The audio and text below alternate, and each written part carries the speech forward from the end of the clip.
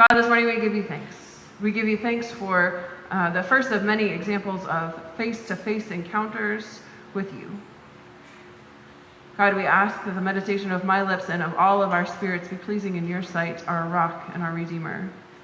Amen.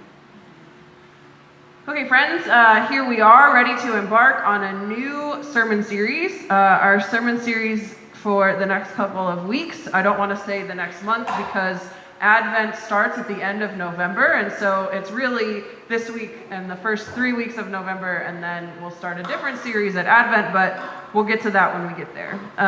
Today, we start a series called Face to Face with Jesus, and each week over the next 4 weeks, including today, we'll talk about a story from the Gospel of Luke where somebody has a face-to-face encounter with Jesus and is changed because of it. So, as you may have guessed, we're talking about Zacchaeus this morning, and we'll get there when it's time. One morning, a Thursday at 11 a.m., 2 scared kittens were spotted running down the tracks of the B and Q lines of the New York subway system, right next to the third rail. For those of you that don't know anything about subways and the way that they work, the third rail is the one that carries the power, 600 volts. So it's not transformer power, but it is enough to use up all 9 lives of a kitten.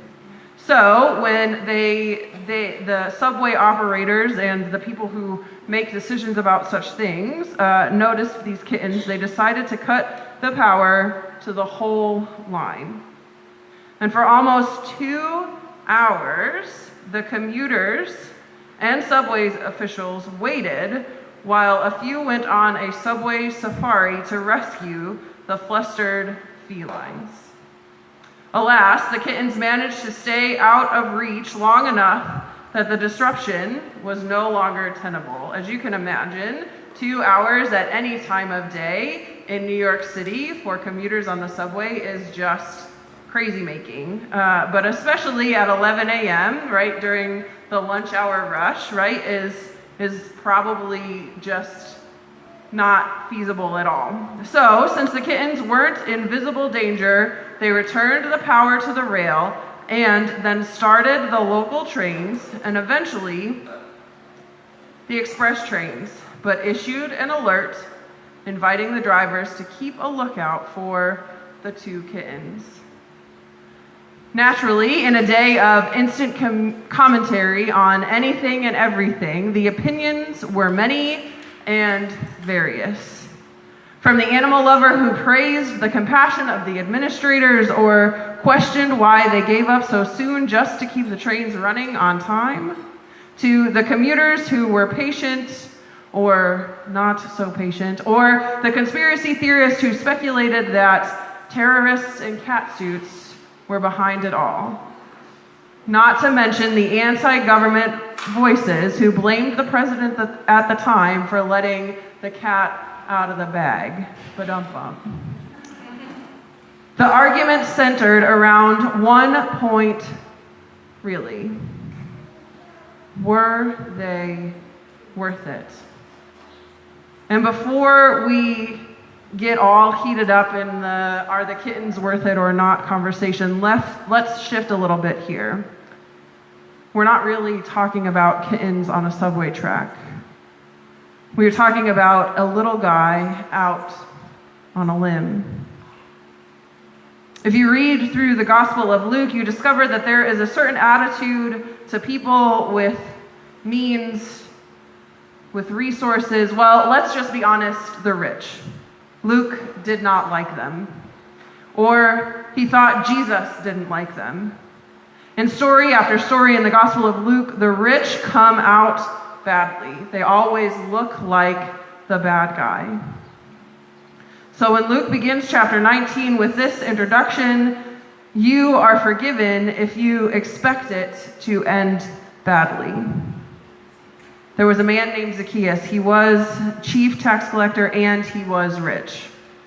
As if being tax collector isn't bad enough, a chief tax collector isn't like the guy sitting in the booth collecting your sales tax or your business tax or your inventory tax or whatever tax the government can come up with in that moment so that you have to pay them all your money. This is the guy who shows up at your door and takes anything and everything that you have left. And not only does he show up, but he usually is not alone. He has muscle, and it's usually government muscle. And somebody like Zacchaeus, who is short in stature, needs that extra muscle to begin with. He's the guy, some historians think, that recruited all the other guys who are also now as hated as he is. He's the regional director of tax collectors. But for Luke, as bad as that is, here's what's worse. He's rich. So you know that this story is not going to end well. You just know it. Except that something strange happens. When Jesus comes to town, Zacchaeus decides he wants to see Jesus. And here's what's weird. He doesn't send a memo or send one of his government muscles or send the intern in his office with a note to ask Jesus to stop by his office. He doesn't have his people call Jesus' people. He runs. He runs down the street and climbs a tree. A tree, for goodness sake. This pillar of society, okay, a despised pillar of society to be sure, but a man of status and standing and whatever else makes you the top of the heap, runs down a street and climbs a tree. He's acting like a child. What's up with that? Jesus seems to accept it all. And then not only does he say, hooray for Zacchaeus for being so eager to see me, but he invites himself to the house of the guy who would climb a tree just to see him. The curious thing is that we don't know why. Jesus says he must stay at Zacchaeus' house today. Must stay. But what is even more curious is that we don't know Zacchaeus' motivation. I want to go back to must stay for a second because Jesus is on a tour of the towns in Galilee and Nazareth and all of that part of the globe at this point, right? Sharing his mission and his ministry and his healings and all of that. So you would think that he's got some place lined up to stay when he visits this place where Zacchaeus lives. And it must be Zacchaeus' house, but how is that possible if Zacchaeus is meeting and interacting with him for the first time? So Jesus says, must stay at Zacchaeus' house. And then we think about Zacchaeus' motivation, and all Luke says is that he wanted to see Jesus. Trying to see who Jesus was. Why? Was it a change of heart? Was he worried about competition for his riches and for his status? Was it hope or fear? Or maybe a little of both? We don't know. And apparently, those things don't matter. That is what is really curious about this story. The transformation. The change in behavior. The giving away half of what he owns and paying back 4 times the amount. If he has defrauded anyone. And you'll notice it's a big if, right? Zacchaeus is not willing to say, I did it. He's not willing to say, I took these extra things from these people. But if it has found that he did, he's willing to make up for it 4 times over. All of this happens after Jesus puts himself on the guest list. Zacchaeus came down from the tree, and his life was changed. Or at least it appears so. Actually, where our translation has, I will give and I will pay back, the original text says, I give and I pay back. So he is already generous. Is Jesus coming to dine with him because he is already a good guy? Well, the crowd does not seem to think so. They start to grumble when Jesus makes his announcement. Why is Jesus going to Zacchaeus' house? They wonder. Doesn't Jesus know that he is a sinner? He's not worth it. That's what the crowd is saying.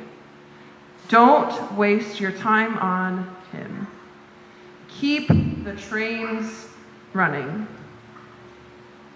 Despite all of this, Jesus stays on target.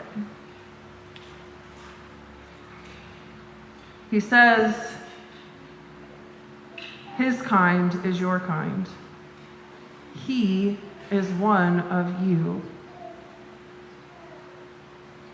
He is a son of Abraham like you, a child of God like you. If you ignore Zacchaeus, I ignore you. But I don't come to ignore the ones who will go out on a limb just to see me, the ones who will risk reputation such as it might have been, the ones who will put aside proper behavior, the ones who will become like a little child just to see me. We don't know what was in Zacchaeus' mind when he ran and climbed a tree, which I guess means in part that since our motives are at best mixed, we've got a chance to. Jesus might invite himself into our houses with a surprising urgency. No matter what anyone else seems to think, we are worth the effort, worth the disruption, worth the inconvenience of loving. Now I want to take you to take a minute and ask yourself this question of this passage. Where are you in the story? Are you standing in the crowd, shaking your head at those people who aren't worth it? Are you standing next to Jesus, inviting yourself into the homes of those others think are sinners? I know that's a little weird in the midst of the current time where we don't really invite strangers into our houses, and if we don't know if they've been COVID vaccinated or if we don't know how sick they are, we tend to kind of say, thanks for coming, I'm really glad you love me, but like, stay 6 feet away, please. But pretend that you're in the story. Are you part of the crowd that says, Jesus, don't waste your time? Are you following Jesus into Zacchaeus' home after Jesus invites himself there? Or maybe you are out on a limb hoping for a glimpse of Jesus and a whole new way of living. By the way, 7 hours later, they found the kittens. They named them Arthur and August and decided they were worth it. Friends, you are worth it too. May you see and know that each and every day. May it be so. Amen.